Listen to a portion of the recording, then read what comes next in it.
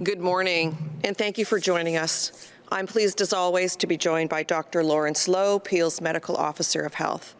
But before I provide my update, I want to send a message of support to members of our Ukrainian community.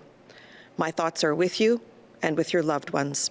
I can only imagine the deep concerns you have right now.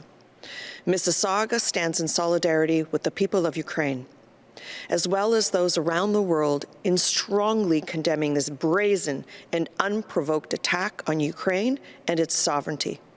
I'm in full support of the federal government's ongoing response to the situation, including its commitment to send additional troops to the region and impose more punitive sanctions in light of this morning's attack.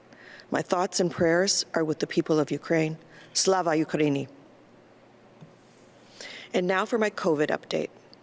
I'm very thankful that things continue to steadily improve here in Mississauga and across the province.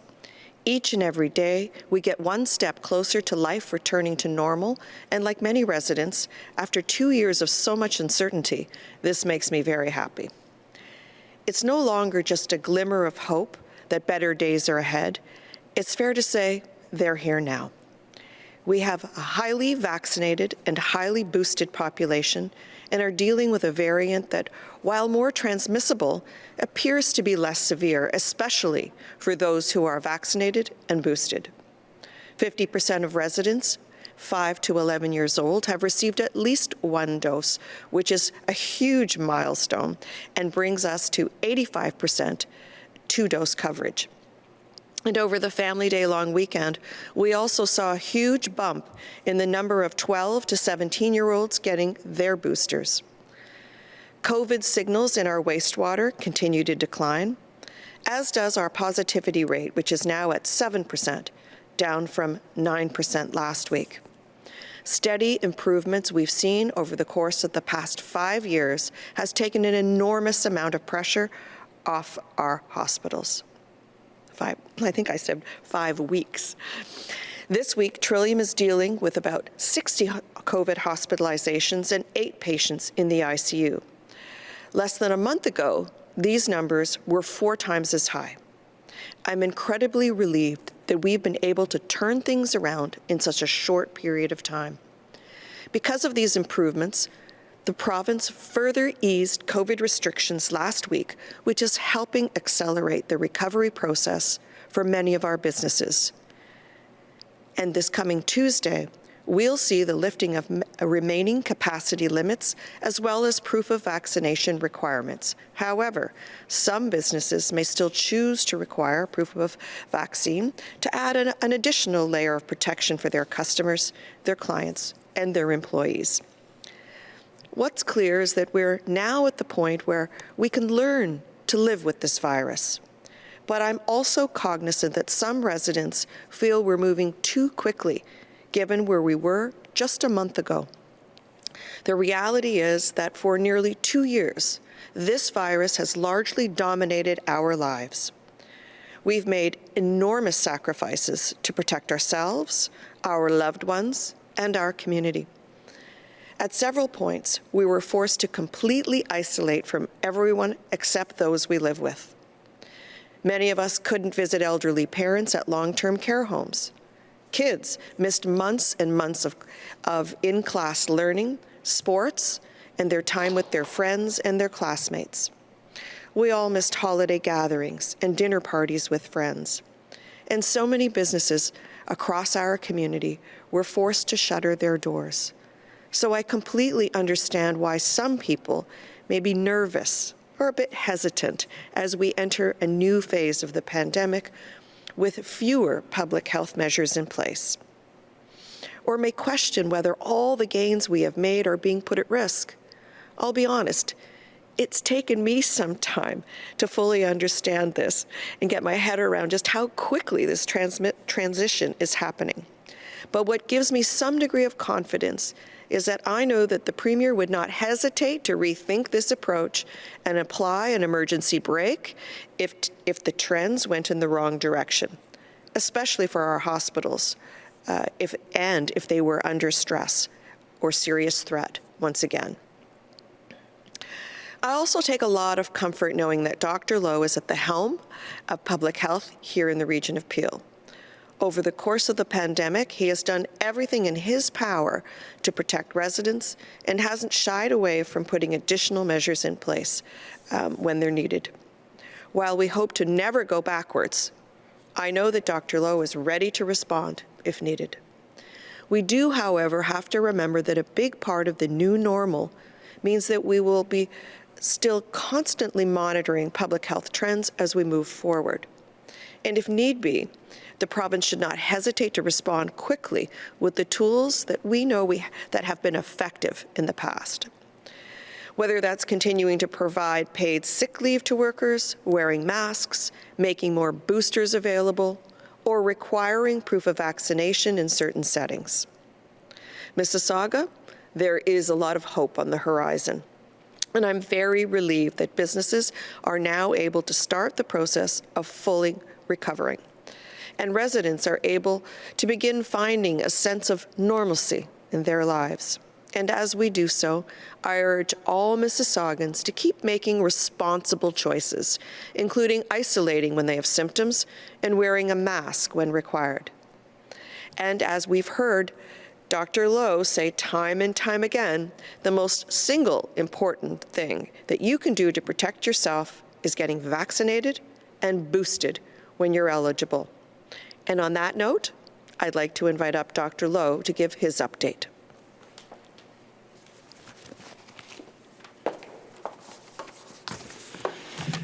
Thank you, Madam Mayor, and good morning. COVID-19 trends in Mississauga and at our hospitals continue their resolution at this time. In recent weeks, many people have started to talk about living with COVID-19. And while I am optimistic that our transition is continuing to bring us forward, we must always remain prepared for any eventuality. The best way to do that is to get vaccinated and boosted. Vaccination helped us suppress Delta, and boosting has had an important role in blunting Omicron's impact in our community. To a large degree, living with COVID-19 means ensuring that if we face infection, we do not die from the disease or otherwise end up in hospital or with chronic long COVID. And again, to achieve that, it is essential to get vaccinated and boosted. We all want to move on with our lives. The storm is letting up, so it's not about staying home and staying off the roads anymore. It's about getting out there and driving again, getting to where we need to go, with caution and care, and doing so safely. Many of us don't remember driving without seatbelts, clicking in as automatic for every ride. But for those of you who do remember, you know that seatbelts reduce risk of severe injury if you're met with an accident on our roads. The vaccine works in a similar manner. You can carefully resume your day-to-day interactions, but if you're met with COVID-19, vaccination and boosting ensures that you are far less likely to face severe outcomes like hospitalization, ICU care, death, or long COVID. It also helps to reduce transmission in our community, even if it doesn't eliminate it completely. So I urge you to get that certainty today for yourself, for your family, and for our community. 2 doses for anyone older than 5, and a booster for anyone over 12, especially if you're over the age of 50. That's the seatbelt that will allow us all to hit the road again. That's how we can move forward living with COVID, knowing that we have significantly reduced our risk of dying from COVID. So if you've never been infected and you haven't yet received your vaccine, know this: the virus is still as new to you today as it was in January 2020, and that means catastrophic and severe outcomes are that much more likely. So for peace of mind, please get vaccinated and boosted. The vaccine is safe, it's effective. You can walk in for your first, second, and booster dose or visit peelregion.ca/COVID-19 vaccine to book an appointment. Vaccination remains the foundation and cornerstone of prevention and our way out of the pandemic's acute phase. Thank you, and I'll pass it back to Mayor Crombie.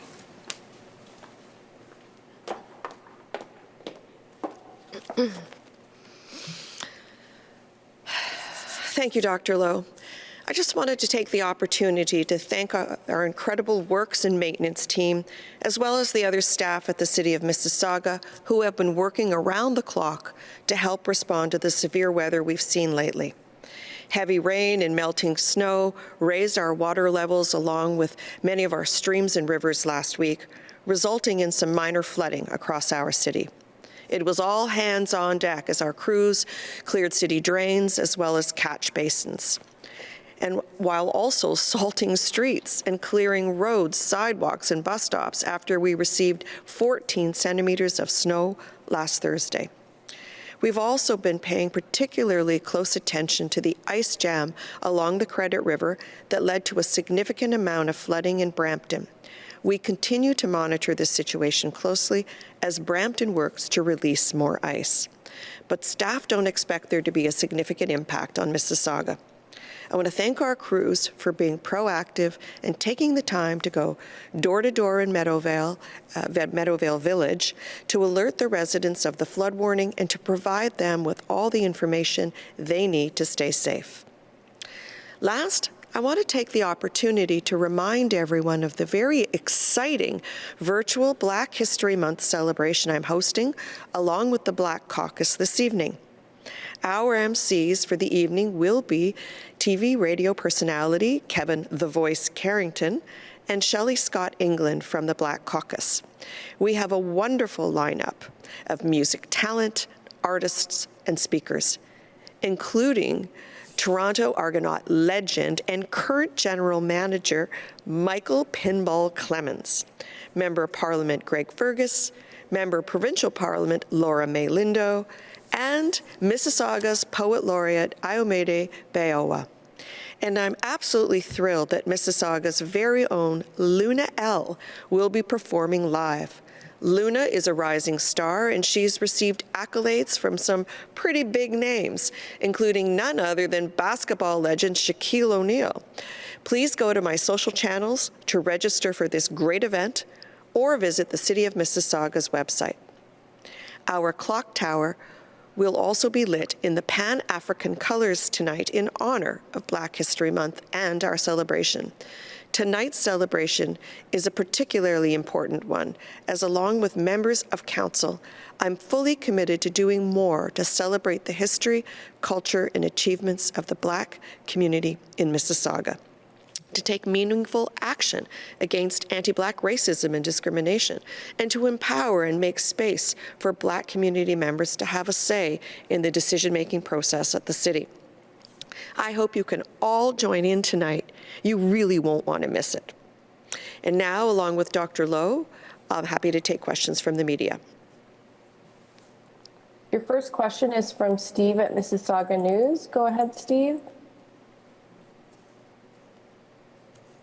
Good morning, Steve. Steve, can you try to unmute yourself? Just having a couple technical difficulties.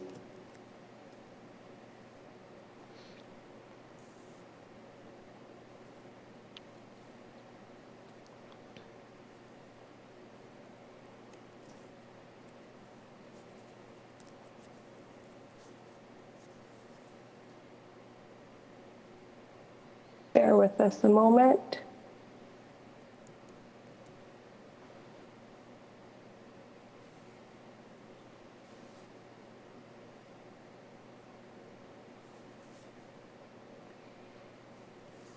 Do you want to go to the second questioner and come back to Steve?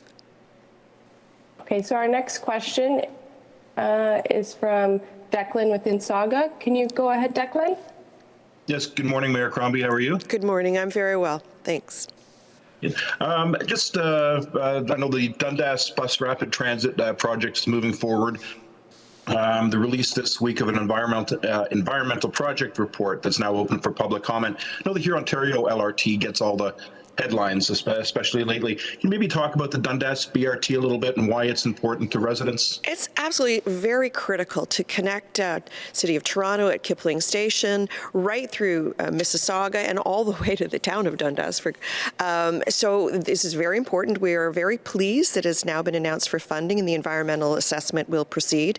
Let me also share that there are residents who believed that the LRT should run along Dundas, but when we did the assessments and the traffic counts and the traffic patterns, we realized 33 million people actually would ride on the LRT north-south each day and far fewer along Dundas Street. While it's vital, it's not nearly as critical a link and a route as some people had imagined, but it will certainly link the City of Toronto and right through Mississauga all the way towards the City of Hamilton. I believe it's 37 kilometers, but I can check that for you, Declan. So very vital for us. And of course, it'll provide rapid access to UTM, which will benefit many students that are coming in from the City of Toronto. Follow up? Yes, please. A question for maybe both you and Dr. Lowe. Sure. I know it's a bit of a Monday morning quarterbacking exercise, but looking back over the last 2 years, the last year, maybe more specifically, is there anything you feel could have been done differently or sooner with respect to the pandemic, and either by the provincial government or the city or the region of Peel? So it's an excellent question, and there will be postmortems done, and I'm sure papers written about exactly that. What could we have done differently? What was the learned behavior? So certainly, from my perspective, we learned so much about the virus as it continued to evolve. I remember in the beginning, we thought the virus would remain items of furniture on surfaces, and remember we ended up closing playgrounds, and we didn't know how the virus was transmitted at that point, and even then we were suggesting not to wear masks. So if we had put in masks sooner, would be one suggestion. The second one was, of course, paid sick leave, so that workers had the time off to recuperate safely rather than continue to go to work because they needed the paycheck. So paid sick leave would be one, and perhaps sooner masking. But that said, we didn't have that knowledge base then yet. We learned more about the virus as it continued to evolve. Dr. Lowe, I'll pass it over to you. Yeah, thanks, Declan. It's a great question, and I appreciate the opportunity to share. Certainly, there will be, reviews of the pandemic response following. I think there's a few things we need to keep in mind. This was a very significant, human health crisis. I don't think we've ever seen anything, and the nature in which of this virus and how it's evolved and how quickly it has spread in our community has necessitated many extraordinary measures. But at the same time, the risk has not remained static. We know that initially we had a very susceptible population, a virus that actually would send 10% of people to hospital, 3% of people to ICU, et cetera. We were able to shift that through measures, through masks, and then subsequently, once the vaccine came, to be able to really push forward in reducing susceptibility in our population. I think all of the decisions that were taken with the understanding of the risk and context at the time in which they were taken. In the same way that as we start to continue through this transition, we are also taking and assessing the risk appropriate to this. But I think the real story of the pandemic, frankly, is that we have actually done very well for our context in Canada. We've been very deeply integrated, as you all know, with the challenged response in the United States, the Greater Toronto Area, including Peel. It's not a surprise that a disease that spreads from person to person will find greater purchase in an area where there are more people and where there are inequities and disparities. So I think to the extent that our community came together to get vaccinated, to keep each other safe, that's the real story of the pandemic, and I think we've done tremendously on that front, just looking at our vaccine coverage and how we've been able to keep so many people safe. Thanks so much for the question.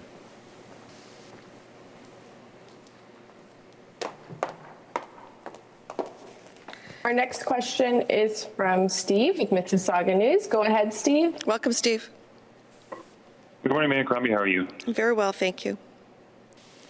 That's good. I wanted to ask for your and Dr. Lowe's thoughts on mask mandates for kids in school. As you know, Brampton Mayor Patrick Brown has advocated for ending the mask mandates for kids. Well, some public health experts have said it's not the right time for this kind of measure to lift. Right. So what are your thoughts on this? Should kids continue to wear masks in Peel schools? So they should continue to wear masks at this point because we're not there yet. I know that Dr. Moore will be evaluating the use of masks and evaluating the different settings, including the low-risk settings such as schools and the high-risk settings such as the long-term care facilities. But there is time. I mean, we do know that the risk is less severe among children and their symptoms tend to be milder. But of course, there are those anomalies. So we have to continue to be very, very cautious. Dr. Lowe, do you want to speak about this?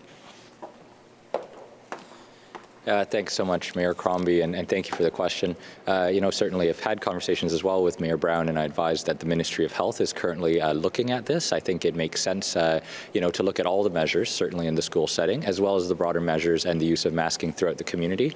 And I understand that Dr. Moore and the ministry staff are looking at this actively, and certainly will propose a consistent approach across Ontario. And so we will continue our conversations. But at this point in time, just given where we are, given that we're not fully out of the woods yet, I mean, positivity is still at 7%, though decreasing. It is, I think, prudent to leave things in place for the time being while the ministry conducts its review. Thanks so much for the question. Mayor Crombie, I also wanted to ask about some of the criticism that was put towards Mississauga Councillor Jessica DeMuro last week over her staying on council while she's set to run for the Ontario Liberals in the spring. We know the only requirements for when councillors run for the levels of government is to take a leave when their writ drops, but an MP or MPP wanted to run for city council, for example, would have to resign their position. Their seat at the close of resign their position at the seat at the close of nominations. Should a similar rule be in place for city councillors? So you have running for the levels of government, and is it fair for potential municipal candidates that there isn't? Let me say that Councillor DeMuro is following the rule in the letter of the law as it is written, and she's an excellent councillor. She's done some pretty incredible work here at the city, and she does plan on following the rules. When the writ is dropped, she will take that leave of absence at the same time. This is her employment, and this is her source of livelihood and her income. And so the rules have not changed, and this is what is embedded in the Municipal Act, and that wouldn't be for us to change those rules. That would be a provincial decision. Our next question is from Miriam with Radio Canada, and her question is for Dr. Lowe Thank you. French. Wait, yes, sir. Dr. Lowe? Go ahead, Miriam. Good morning. Bonjour, Dr. Lowe. Ma question est aussi sur les masques à l'école. D'un point de vue épidémiologique, pensez-vous qu'il est temps que le gouvernement ontarien abandonne le port du masque dans les écoles? Oui, je pense que cette mesure est en revue maintenant par le Dr Moore et aussi le ministère de la Santé.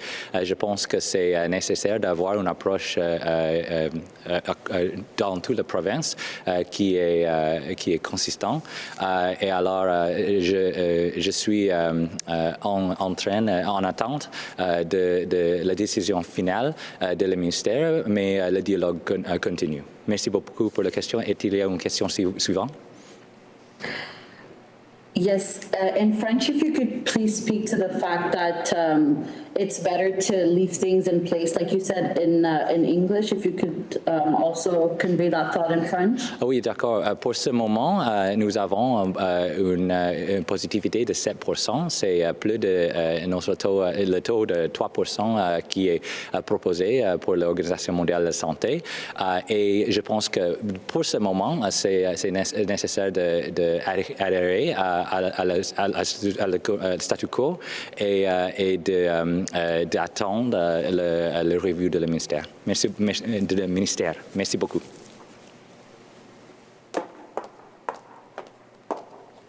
Next question, please. Yeah, our next question is from Khaled from My Second Home TV. Go ahead, Khaled. Thank you, Valerie. Good morning, everyone. Mayor Crombie, there have been an unfortunate incident, which is a little bit strange here in Mississauga, which is the vandalizing of the constituency office of Peter Fonseca. And Mr. Fonseca is one of the nicest people I personally know. Can you update us a little bit on the investigations and any arrests are made? So, Khaled, thank you. And yes, my heart goes out to the Member of Parliament, Peter Fonseca. And you're right, he is an incredibly lovely person. But this is completely unacceptable behavior by any measure, by any standards. And I was briefed by the fire chief and the police chief that there is a full investigation going on. So not only was his Member of Parliament office vandalized, but there was also arson involved. So this is completely unacceptable. And I hope we get to the bottom of this very soon. Follow-up question? And, yes, thank you so much. Actually, Mayor Crombie, you mentioned that some of the stores could ask for proof of vaccination still. Is this, if I may say, falls under the law? If this falls, sorry, Khaled? Is this legal, if I may say? Oh, so certainly when they lift the vaccine certificate requirement, there still may be places of business that may continue to ask for them to protect their employees or their customers. I mean, once it is lifted, it means they don't have to check for vaccine certificates, but some may still choose to. Is it legal if somebody would say, no, it's already lifted? Right. How we treat it? Right. So certainly, Khaled, we'll have to see what that looks like in the regulations once it's announced. We look forward to that announcement, I think, perhaps later next week or the following week, and we'll see how the regulations are written. That was your final question for today. Thank you very much for joining us.